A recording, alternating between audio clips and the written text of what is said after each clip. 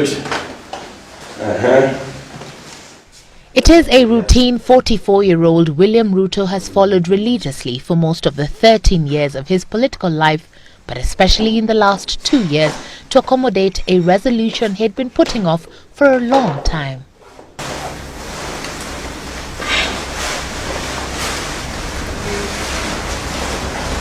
As you may have noticed, I wake up on average between 5 and 5:30. I am normally almost the first or the second or the third in the gym in the morning around 6 when it's opened. Because I have a program that has been developed by our gym personnel.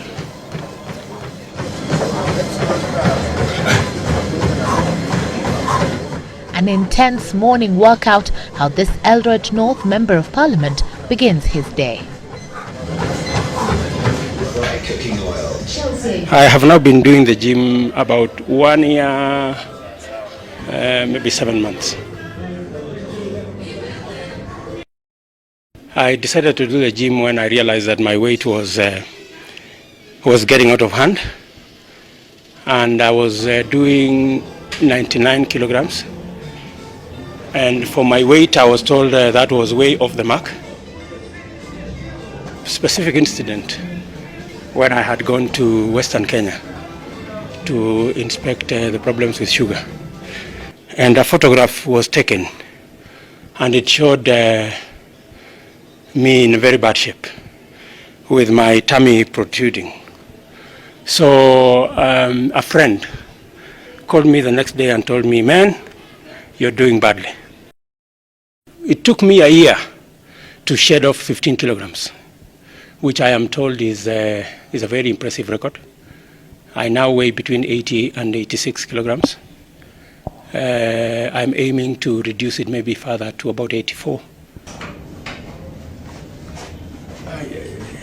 Such is the aggression and determination he says he has extended to the political playing field for a man who dominated headlines in 2010 over one controversy or another, the May scandal, allegations of land grabbing, and most recently the Ocampo watch list that is the aftermath of the 2007 post-election violence, the political weight he has tried to keep off his shoulders all year.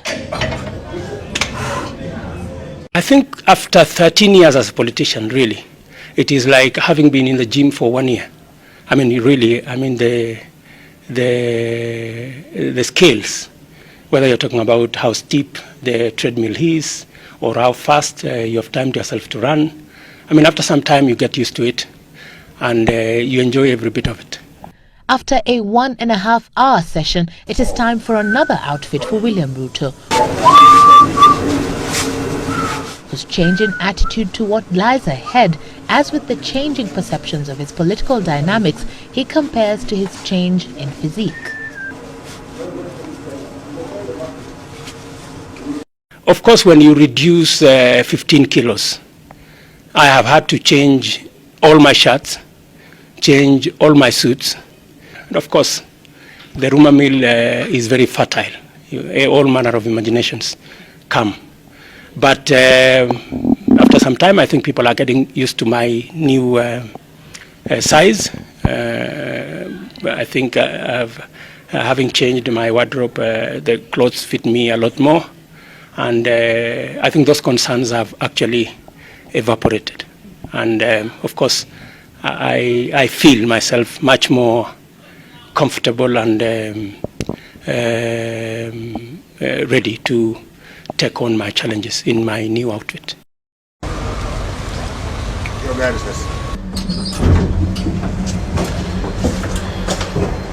His schedule is much lighter since he was suspended from his higher education office, but not his controversial entry, his latest being his criticism of the International Criminal Court process, a process whose credibility, he says, is questionable.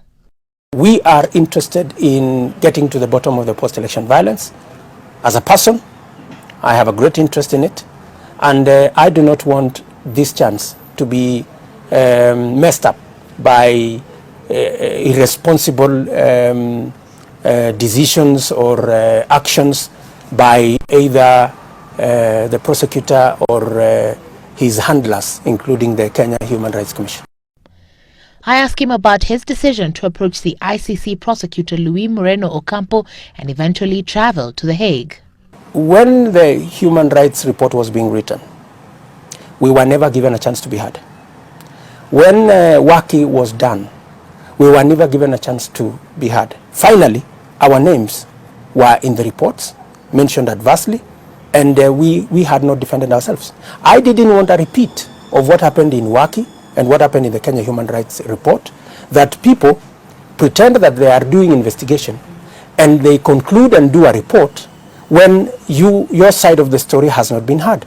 Most of your critics would argue that you're too vocal as compared to maybe the other people who had been mentioned in previous reports, and would argue that the guilty are afraid. What would be your comment on that? Put yourself in my shoes. You come across information that some 6 guys have been made to write statements that you distributed guns, 3,000 guns, that you registered an organization called Emma Foundation and used it to raise 1.5 billion and bought guns, that you participated in the burning of a church where Kenyans died.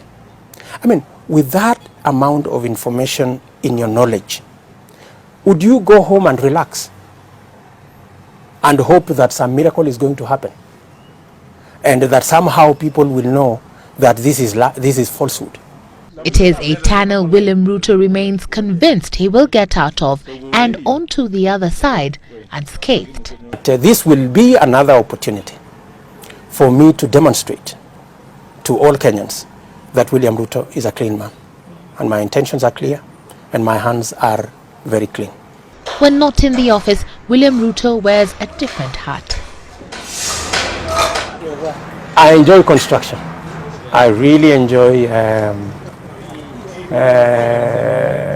developing property from Zamani. You're obviously also layering your political foundation ahead of 2012. Maybe you can tell us the foundation and the progress so far. Kenyans have a lot of expectations of what is going to happen. And secondly, I believe that it is going to be the opportunity to pass on the baton from one generation of leaders to another. You had initially indicated that you hope to ascend more in terms of power. Will that ascension get to a presidential stage, as you had initially indicated? Kenyans will decide, but I must confess to you that I will vie for position in 2012, and God willing, it is not going to be far-fetched for a transfer of leadership from the Kibaki generation of leaders to my generation of leaders.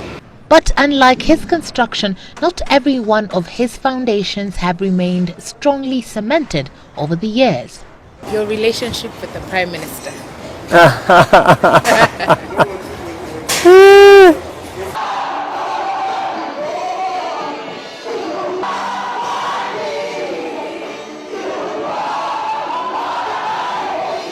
I must admit that my relationship with the Prime Minister is in the rocks at the moment.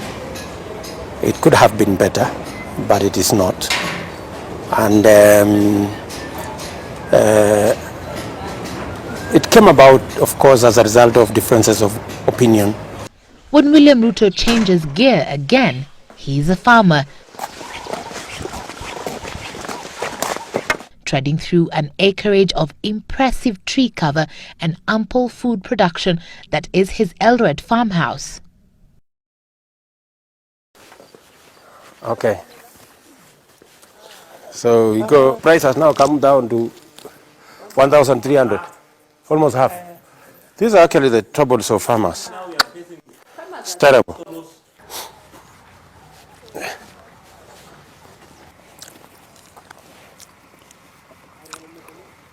That's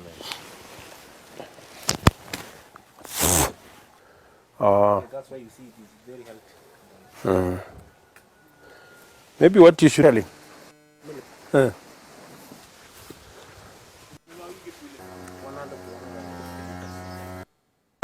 Tunasiaga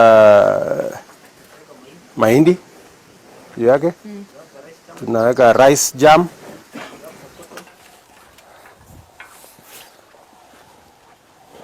(2010) has obviously been a successful year for William Ruto, the farmer.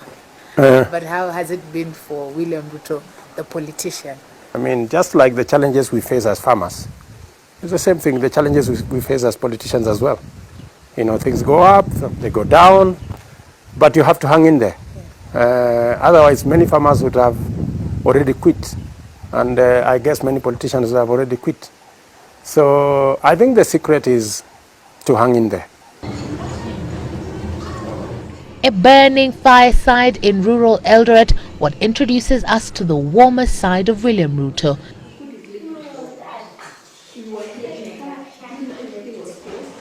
A husband and father of 6 children. Tonight, a typical night in.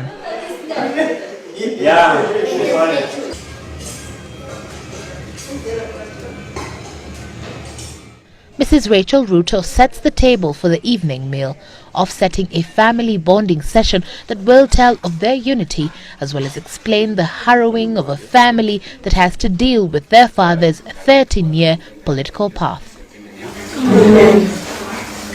Great.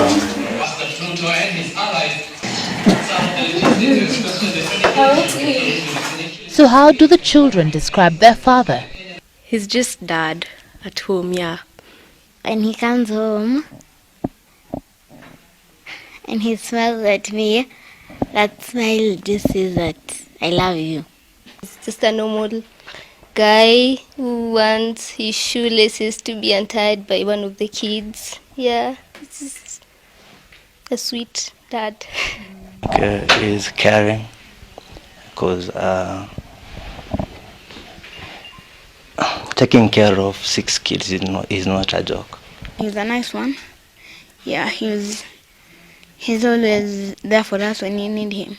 Do the ongoings around his political life bother them at all? Sometimes it's not easy, but as a mother, I've really been trying to reassure the children because over time I've actually realized that sometimes they are the most vulnerable, although they may not say. Can we go? But it is his religious backing the family agrees holds both him and the family together. For a man who was the head of the Christian Union group at the University of Nairobi back in the 90s, his faith, that which he says he will greatly seek in spite and despite his political aftermath at the close of the 2010 calendar year. Evelyn Wambui, Citizen Newsmakers.